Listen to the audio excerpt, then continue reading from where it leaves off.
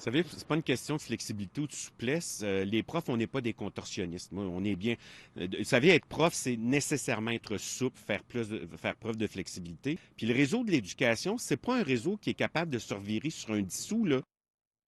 C'était le président donc, de la Fédération autonome de l'enseignement, Marianne, qui réagissait un peu plus tôt à ce changement de cap du gouvernement Legault là, sur les enseignants, éducatrices de 60 à 69 ans qui pourront recommencer à travailler.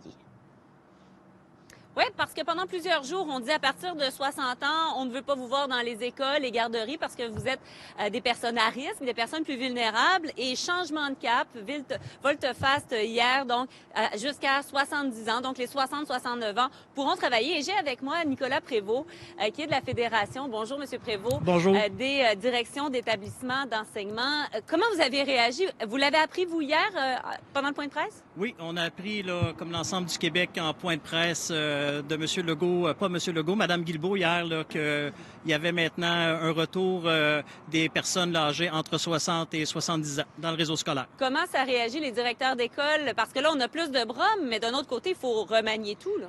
Oui, écoutez, les directions adjointes sont très proactifs depuis un bout de temps déjà à établir les scénarios de retour là, qui s'en viennent à grands pas lundi. Je vous dirais que cette annonce-là, oui, c'est des bras de plus qui vont être disponibles dans nos écoles, mais vous savez que là, il faut faire des vérifications s'il y a aussi l'état de santé qui permet à ces gens-là de venir. Donc, nos directions sont en train de déconstruire un scénario pour en reconstruire un nouveau. On nous demande d'être en mode solution depuis un bout et on l'est en mode solution.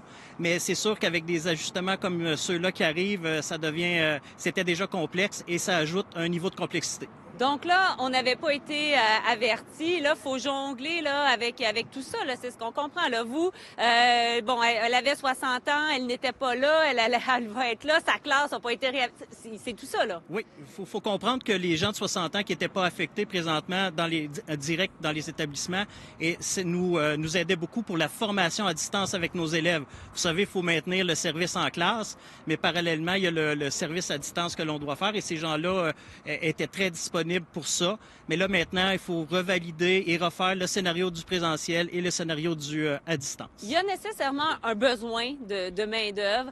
Qu'est-ce que vous êtes capable de nous dire sur la réponse des parents, là? Parce que c'est différent d'une région à l'autre.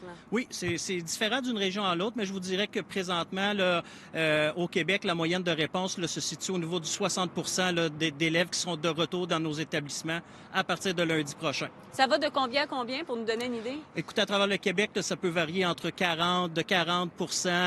30 même dans certaines écoles, jusqu'à 100 dans certains établissements scolaires au Québec où l'ensemble des élèves, peut-être des plus petites écoles, mais l'ensemble des élèves sera de retour en classe lundi. Ou des régions plus froides, plus éloignées, oui, où il n'y a pas nécessairement donc de cas. Maintenant, est-ce que vous demandez qu'il y ait un report? Parce que là, vous devez tout réorganiser. Est-ce que la solution passe par le fait que ça commence pas dès lundi, dans certains cas? Mais écoutez, on avait déjà demandé une certaine flexibilité dans le temps. On a eu cette flexibilité-là là, sur 3 jours la semaine prochaine. On comprend qu'on est en train de bâtir un avion qui est en plein vol, mais là, on avait commencé à poser les sièges, les ailes, mais là, on peut nous retirer une aile pour en ajouter un autre. Donc, ça devient un peu plus complexe. Puis, je voudrais vraiment, moi, remercier l'ensemble des acteurs du réseau de l'éducation présentement, là, direction d'école particulièrement, mais tous les acteurs du réseau là, qui travaillent très, très fort pour être en mode solution.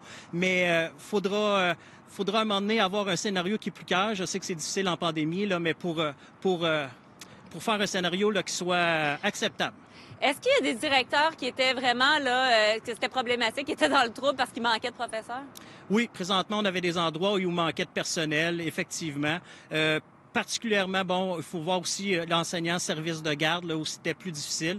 Le décret nous permet quand même d'assigner du personnel du secondaire vers le primaire. Donc, on va analyser là, tout ça là, pour voir combien de personnel du secondaire viennent prêter main forte aussi au niveau du primaire, parce que ça nous donne aussi un gros coup de main. Merci beaucoup, M. Prévost. Donc, on s'en rend compte, il n'y aura rien de simple. Nous, on va aller parler avec les gens, justement, de cette tranche d'âge de 60-69 ans, mais les gens en général, voir comment on réagit finalement à ce changement, à ce volte-face de la part du gouvernement.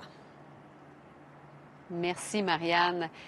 Et il y a des éducatrices qui assurent que ce ne sera pas possible de respecter la distanciation physique dans les CPE, justement. Il y a tellement de grogne ce matin à la suite d'un article, justement, de Sarah-Maude Lefebvre, où vous allez voir quelques photos. Là, on est allé voir dans 2 CPE le quotidien, comment on s'organise. Les éducatrices portent des sarraux.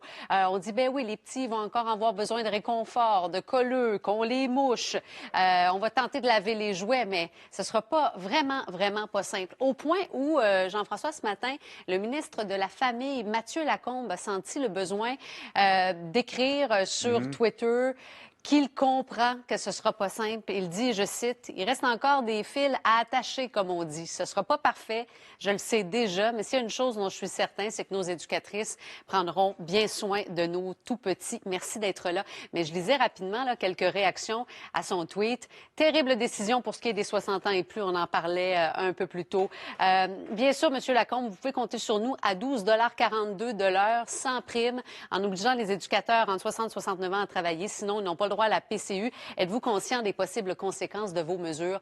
Pas parfaites. Alors, voyons un peu là, le genre de réaction que cette affaire-là continue de susciter ce matin. Ça s'annonce la semaine prochaine comme une semaine très mouvementée, si on en croit en tout cas ce qui se dit présentement.